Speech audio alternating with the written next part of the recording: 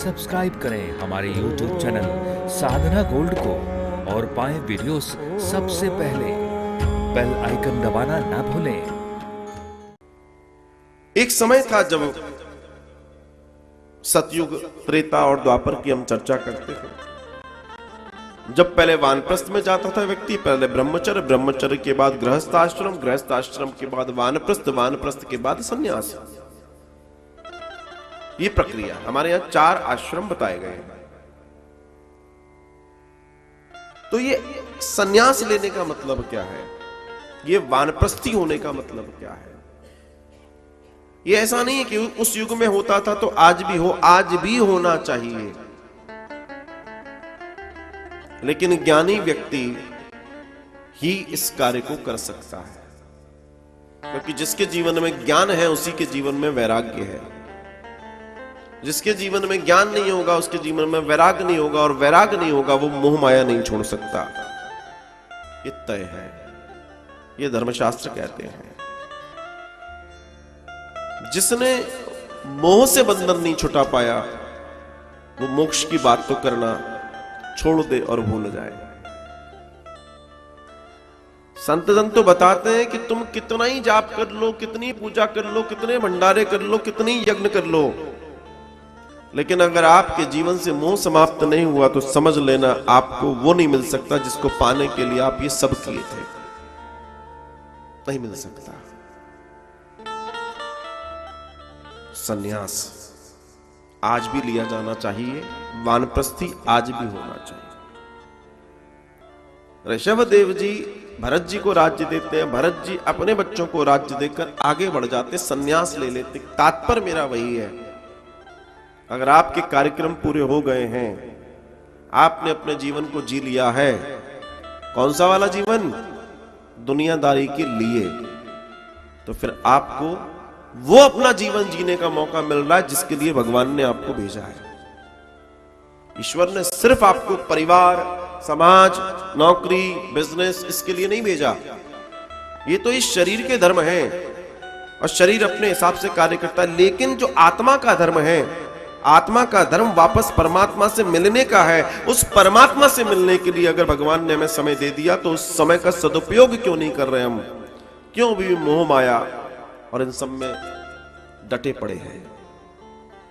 ये अगर ऐसा स्थिति है तो मान लेना आप कितना ही पांडित्य में विशारद हो, यहां आपको नंबर 100 में से 0 मिलते हैं। कितने ही विशारद हो, कितने ही ज्ञानी हो, कितना ही आपके पास ज्ञान हो, लेकिन अगर आप मोह से ग्रस्त हैं तो आपको 100 में से 0 नंबर मिलते हैं। ये मैं नहीं कह रहा, ये शास्त्र कह रहे हैं, धर्मशास्त्र कह रहे हैं, चीख चीख के कह रहे हैं, पुकार पुकार के कह रहे हैं। लेकिन बात वही है, हम है कि मानते नहीं।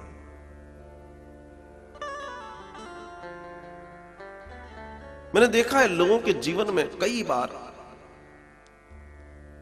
एक बार मैं ट्रेन में सफर कर रहा था, इसमें दो दर्शन है, दोनों दर्शनों पर चर्चा करेंगे। एक बार मैं ट्रेन में सफर कर रहा था, मैं ऊपर की बर्थ पे था, नीचे वाली बर्थ पर दंपत्ति थे। भोजन का समय हुआ और मैं देख रहा था कि 2 लोगों के पास सामान बहुत ज्यादा था मेरे हिसाब से, क्योंकि एक सीट मेरी, एक सीट ये और एक सामने वाले सीट, 3 सीटें थी। तो बुलाया, बैठे। अब दोनों ने खाना खाने के लिए तैयारी की। तो सबसे पहले 2 स्टील की प्लेटें निकली साहब, 2 स्टील की प्लेटें। अब आप सोचिए, मैं कुछ दर्शन दूंगा यहां। फिर उसके बाद दोनों की थालियों में, स्टील की थाली में 3-3 कटोरियां लगाई गई। ये ट्रेन में है। फिर उसके बाद बढ़िया चम्मच, टिश्यू पेपर से पूरे बर्तन साफ हुए। फिर एक बाउल निकला, उस बाउल को खोला गया, उसमें कटा हुआ सलाद था। फिर वो परोसा गया। फिर एक छोटी सी डिब्बी निकली। मैं देख रहा था बड़े आनंद के साथ। क्यों देख रहा था वो आपको बताना चाहूंगा, क्योंकि हम तो खोज ही हैं, दर्शन दिखता है तो दर्शन में दर्शन होता है। फिर एक छोटी सी डिब्बी में से एक अचार निकला, फिर एक दूसरी डिब्बी निकली, उसमें एक दूसरे किस्म का अचार भी था। 2 अचार। एक पतला सा स्टील का डब्बा बड़ा चौड़ा सा था, वो खुला, उसमें फर्स्ट क्लास पापड़ रखे हुए थे, पापड़ निकले साहब। फिर उसके बाद उन तीनों कटोरियों में सब्जियां परोसी गई, एक में दही और ऐसा कुछ तो भी था, हाँ मैंने सब देखा है। रोटी निकली, बड़े प्रेम के साथ उन्होंने प्रसादी पाई, अच्छी बात है। प्रसादी जैसे जैसे खत्म होने लगी तो माता जी ने फिर थैले में हाथ डाला, फिर 3-4 फ्रूट निकाले, फिर उनको काटना शुरू किया, और फिर उन्होंने बड़ी व्यवस्था के साथ उस भोजन को किया। फिर वो गई, बर्तनों को साफ किया, वापस आई, रखे, फिर वो थैले में जराम जी। अब इसमें 2 दर्शन है। एक दर्शन तो यह है कि भगवान ने जीवन जिया है तो सलीके से जियो, अच्छी बात है। आप जैसे अपने घर में खाते हैं, आपने उस नियम को ट्रेन में भी निभाया।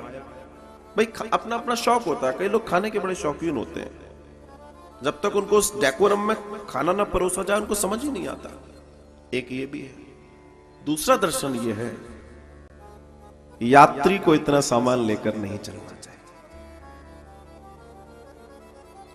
खाना हो सकता था, डिस्पोजेबल बर्तन हो सकते थे, इतना कैरी करने की जरूरत क्या है इस बुढ़ापे में? खाया पिया फेंक दिया। आपको सारी व्यवस्थाएं चाहिए। तो मैं एक दर्शन यहां देखता हूं कि जब इस स्थिति में भी उस ट्रेन के छोटे से सफर में तुम्हें इतनी सुविधाएं चाहिए और तुम अगर ये सोचते हो कि तुम्हें मोक्ष मिल जाए तो दिमाग से निकाल देना।